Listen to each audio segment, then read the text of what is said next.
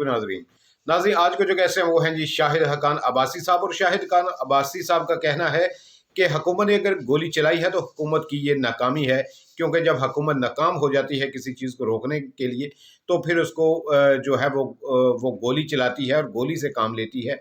तो यही इस हुकूमत ने किया कि ये उन लोगों को रोकने में नाकाम हुए और फिर उन्होंने गोली चलाई। दूसरी बात उन्होंने की कि स्टॉक एक्सचेंज जो है वो तेज़ी जो हो रही है वो मसनूई तेज़ी है। इन्होंने क्या ट्रिक खेला है, आइए शाहिद हक्कान अब्बासी की बातचीत सुनते हैं, उसके बाद बात करते हैं। हर निज़ाम नाकाम हो चुका है। आज आप बिजली के बिलों को देख लें, गैस के बिलों को देख लें, मुल्क के अंदर महंगाई की हालत देख लें, बेरोजगारी देख लें। क्या हुकूमत को इन बातों का एहसास है? जिस मुल्क का वज़ीर आज़म और वज़ीर ख़जाना ये कहें कि स्टॉक मार्केट बड़ी बढ़ गई है, वो अपनी कामयाबी की दलील स्टॉक मार्केट से देते हैं। आपके कौन से अमल से स्टॉक मार्केट के हालात बेहतर हुए? कौन सी कंपनी की प्रॉफिटेबिलिटी बढ़ी है? इन बातों को समझें कि स्टॉक मार्केट क्यों ऊपर जा रही है। स्टॉक मार्केट के ऊपर जाना आपकी नाकामी की दलील है कि आज और कोई पैसा नहीं जहां पर जाए तो वो स्टॉक खरीदने में लोग लगे हैं। आज मुल्क से पैसा बाहर जा रहा है, मुल्क से लोग बाहर जा रहे हैं, किसी को परवाह नहीं है। कोई पॉलिसी बनी है कि उन हालात को बेहतर किया जाए? आज ये बात पाकिस्तान अवाम करती है कि मुल्क पर तवज्जो दें। इस साल जिन लोगों को नोबेल प्राइज मिला है उनकी जो बुनियाद है जिस पर उनको मिला है वो ये है कि जिस मुल्क में कानून की हुक्मरानी नहीं होगी, रूल ऑफ लॉ नहीं होगा, उस मुल्क में माशी तरक्की नहीं होगी। क्या वो लोग गलत हैं जिनको नोबेल प्राइज मिला है या पाकिस्तान की हुकूमत गलत है तो ये समझती है कि रूल ऑफ लॉ के बगैर बंदूक की नाली से हम मईशत ठीक कर लेंगे? ये आज पाकिस्तान के हकाइक हैं। आज हम सबको सोचने की ज़रूरत है, इकट्ठे बैठकर मामलात को हल करने की ज़रूरत है। निफाक से मुल्क के मामलात का हल आपको नहीं मिलेगा। जनाब सर ये बताइएगा कि शहबाज शरीफ साहब ने कहा कि सिपह सालार में मुकम्मल तौर पर मामला की यकीन यानी कि वो साल या काले उस तक तमसील भी दी हुई। आप कह रहे हैं कि गोली चलाने का आर्डर दिया है या गोली चलाई पर साफ़ी बात करें तो उनके घरों पर रात भी 2 साथियों के घरों पर रेड कर गई। इस सारी सूरत हाल में राह हल क्या है? आप इत्तफाक राय की बात कर रहे हैं, क्या पॉलिटिकल क़यादत फेल हो चुकी है, नाकाम हो चुकी है कि वो अपने मसाइल खुद हल कर सकते? देखिए, ये पहली बात है कि हुकूमत तो आज भी मुनहरफ है, वो कहते गोली चली ही नहीं है, कोई मरा ही नहीं है। तो जो हुकूमत जो ये सोच रखती हो इस्लामाबाद में गोली चले, जिम्मेदारी हुकूमत की है। हुकूमत का सरबराह वज़ीर आज़म है, आर्मी का चीफ नहीं है। इस बात को याद रखें। जिम्मेदारी सिविलियन हुकूमत की है। गोली जब चल जाए, गोली आपकी नाकामी का एतराफ़ होता है। आपने हर किस्म की रुकावटें खड़ी की, आपने मोटरवे बंद किए, फिर भी मुजाहिरीन यहाँ पर आ गए। कैसे आए? आपको गोली चलानी पड़ी मुंतशिर करने के लिए, उन लोगों को मुंतशिर करने के लिए जो आप पर हमलावर नहीं हो रहे थे। मुझे एक वीडियो दिखा दें जहाँ पर मुजाहिरीन, जिनके अमल से मैं मुत्तफिक नहीं हूँ, ये भी मैं आपको बता दूँ, लेकिन वो यहाँ पर आए, मुझे कोई वीडियो दिखा दें कि उन्होंने हमला किया हो किसी पुलिस वाले पर। तो बगैर इश्तियाल के अगर गोली चलेगी तो ये बहुत बड़ी नाकामी है। जहर घोल के उनको गाली गलौज पे लगाया और दूसरे उसने अपनी नालायकी, ना तजुर्बेकारी और इंतशार ख़त्म करें, इकट्ठे बैठें। सियासत में जो अब दुश्मनी पैदा हुई, दुश्मनी अब खूनी हो गई है।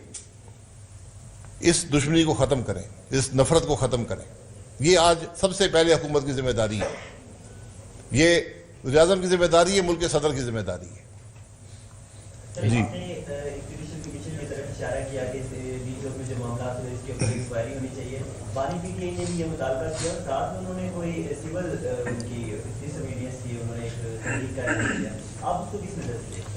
देखिए, ये सारे मामला क्यों हो रहे हैं? क्यों गोली चली है? क्यों यहाँ पर मुजाहिदीन आए हैं? क्यों सिविल डिसोबीडियंस की बात हो रही है? क्योंकि आपने अपोजिशन को दीवार से लगाया हुआ है। और ये नई बात नहीं है। इमरान खान साहब ने भी अपोजिशन को दीवार से लगाया हुआ था। अल्लाह करे वो ही सबक हासिल कर लें कि मुस्तकबिल में अगर कभी इक़्तिदार आया तो ये काम नहीं करेंगे। کیونکہ آج کے حکمرانوں کو سبق نہیں ملا نا. ہم نے بھی 4 سال عمران خان کی اپوزیشن میں گزارے اور مشکل حالات تھے, لیکن کسی کو سبق حاصل نہیں ہوا. ہم اپنی غلطیاں دہرانے پہ تلے ہوئے ہیں. تو طریقہ ایک ہی ہے, آپ کو اکٹھے بیٹھنا پڑے گا. یہ ملک سب کا ہے, یہ ملک کسی ایک جماعت کا نہیں ہے, کسی ایک ادارے کا نہیں ہے, یہ ہمارا ملک ہے. ہمیں اپنا ملک واپس چاہیے. یہ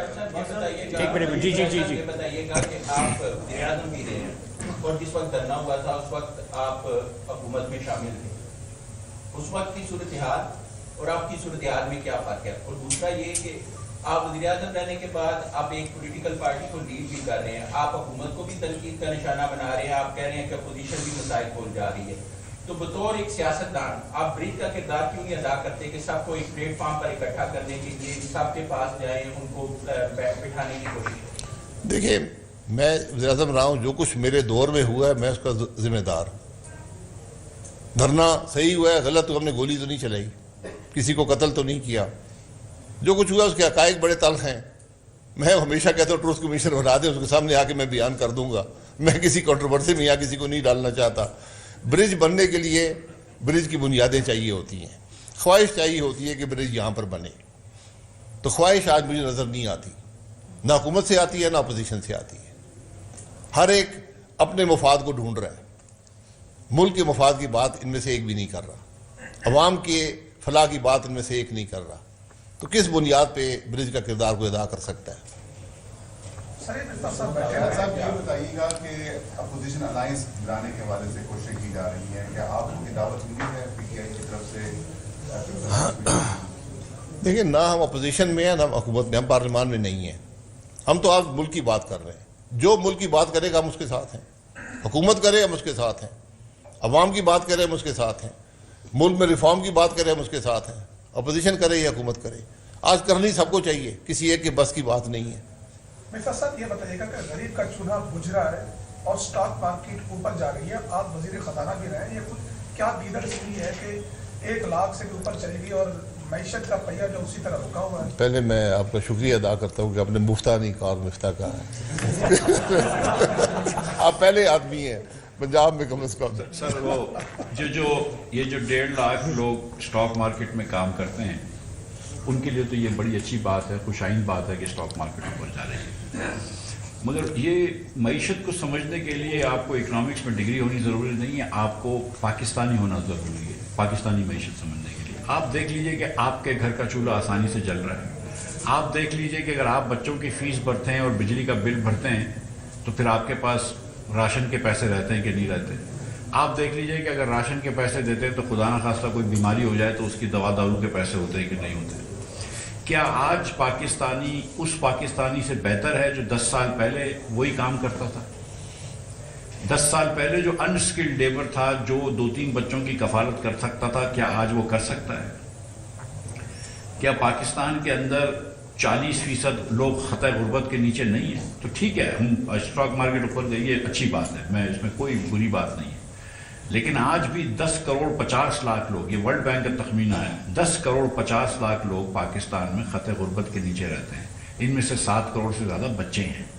آج بھی لاکھوں بچے جو ہیں اس پاکستان میں بھوکے. یہ تو ناظرین آپ نے شاہد حقان عباسی صاحب کی بات چیت سنی. تو ان کا یہ کہنا تھا کہ حکومت نے اگر گولی چلائی ہے تو حکومت کی یہ ناکامی ہے. حکومت ناکام ہو گئی تھی ان مظاہرین کو روکنے کے لیے, تو اس لیے انہوں نے گولی چلائی, لاشیں بھی گری ہیں, سب کچھ ہوا ہے.